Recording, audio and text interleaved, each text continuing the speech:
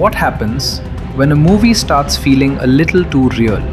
Not just realistic, not just well researched, but real enough that even the courts begin asking questions.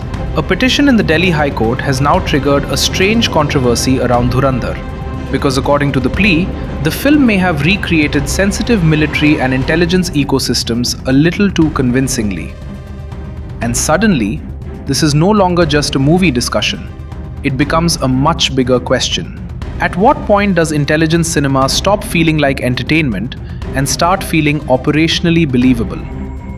The Delhi High Court has now asked the Centre and the CBFC to examine these allegations. Importantly, nobody is claiming Dhurandhar leaked classified files. There is no proof the film exposed actual covert operations. But that's not really where the discomfort is coming from. The discomfort is this.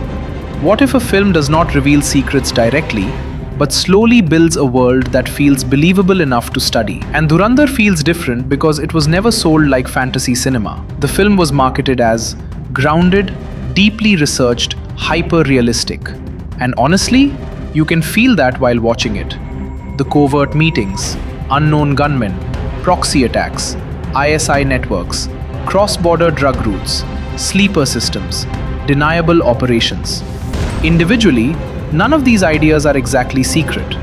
Most already exist in public discourse, security reporting, and geopolitical analysis. But when all these fragments are stitched together into one cinematic operational world, that's where things start getting uncomfortable. And then there's the realism around the film itself. One of the consultants associated with the project is investigative journalist Aditya Raj Kaul, someone deeply connected to conflict and security reporting ecosystems. Another consultant reportedly goes only by the name Dibya S, with very little publicly known about him. Now again, that does not mean intelligence agencies secretly fed information into the film, but it absolutely increases the aura around it. Because viewers begin asking, where did all this realism come from?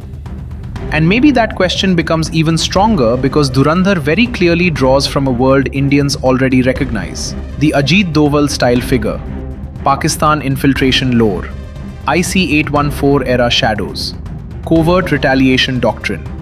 None of this is officially confirmed reality, but enough fragments already exist publicly for people to start connecting dots themselves. And that is where fiction becomes dangerous in a very strange way.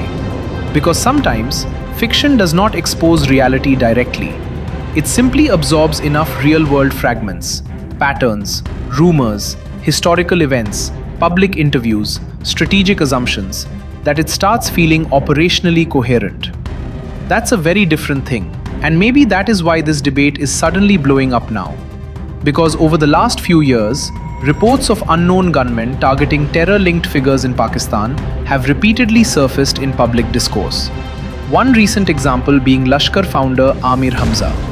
Again, this proves nothing. But it changes how people watch a film like Dhurandhar. Suddenly, the movie stops feeling entirely fictional. And once that psychological line starts blurring, the conversation changes completely. Maybe Dhurandhar revealed nothing classified at all.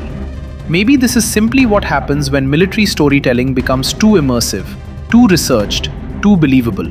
But the closer intelligence cinema gets to real-world operational ecosystems, the harder it becomes to separate cinematic realism from strategic exposure.